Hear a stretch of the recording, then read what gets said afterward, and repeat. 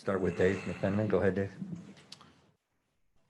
Look, your output tonight, 3 for 14, right in the middle here, 3 for 14, 10 points, not what the world's been accustomed to seeing from you in the playoffs. What do you make of your performance? Wasn't well, obviously. But, there's nights like that. And, the most important part to me is winning the game, and we didn't do that. So, I'm more frustrated about that. But we have a few days off here. We're going to get back right. Going to go over film and be ready Wednesday. Ellen, right here in the second row. Hey, Book, you guys have had off shooting nights before, but losing the 50-50 battle, which Jay said you guys did to that extent, is just really unlike you guys. What's been the key to your guys' success there all year, and how to get back to that? Just regroup, refocus, go over film, and respond. We're on the road, and, we have to come in with the energy and effort.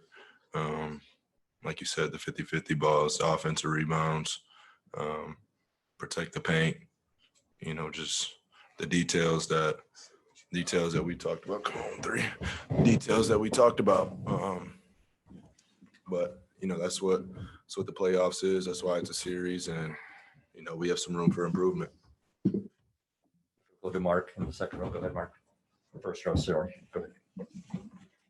Hey, Devin and Chris, what do you guys take away from your track record this postseason, responding well to adversity, after trailing against the Lakers, not closing out right away against the Clippers, and how can that apply to this series moving forward?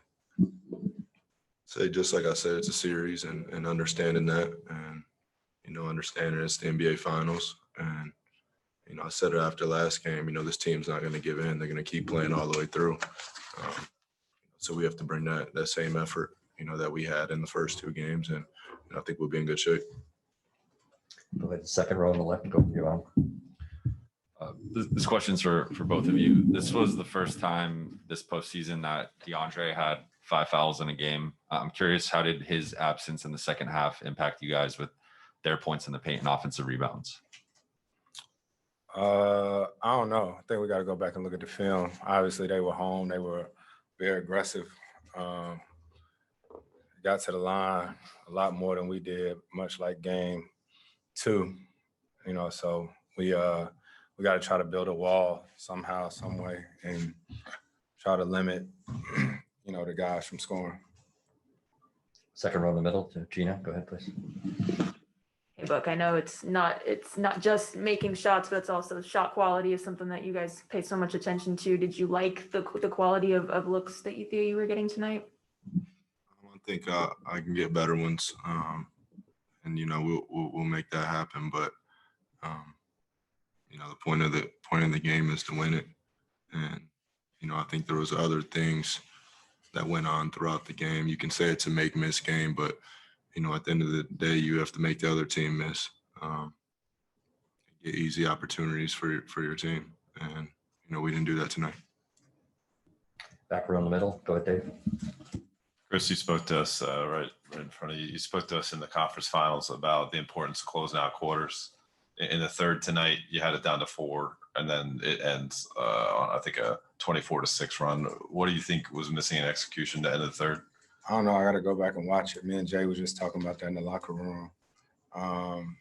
During the game, there's so much going on, substitutions and stuff, so I don't remember much, but that was big for us. And even the second quarter, we didn't close that quarter out well, and that's something we've been talking about all playoffs. So especially when we're on the road, you got to manage the game. You got to manage those end of quarters. Third row on the left, Logan. Go ahead, please. Chris, talked about DeAndre Ayton and his foul trouble, but you started out really well and then got into foul trouble. What do you say to him when that happens? I know you've been kind of put your arm around him this season. What do you say to him, a young guy in a game like this after that? Keep playing.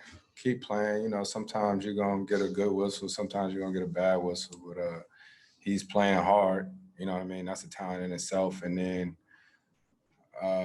It's tough, man. Giannis coming at you full speed, like a running back, you know what I mean? So he's trying to put his hands up, but it's tough. do you feel sometimes like, not by officials, but when he is in foul trouble, players do target him to get him off the floor? Do you see that happening in this game? I mean, he's a big part of our team, especially he's the anchor of our defense. You know what I mean? I feel like any team would love for him not to be on the court offensively and defensively. So, yeah, we got to protect him better, you know, and make sure that we're showing that wall. Front row to Dwayne. Yeah, Devin, I saw Monty put his arm around you at the end of the third quarter. What was the message that he was trying to tell you, and how were you, feeling at that point? I mean, I don't mean to be like that, but that's between me and coach. And we have that relationship, so we keep that in-house. Eyeballing the box score, what's sticking out the most to you when you're looking at it? I was looking at my turnovers, looking at free throws. Yeah, it's a lot. It's a lot to take in, but you gotta look at the game as a whole. Any more questions in the room? Thank you, guys. Cool. Appreciate it.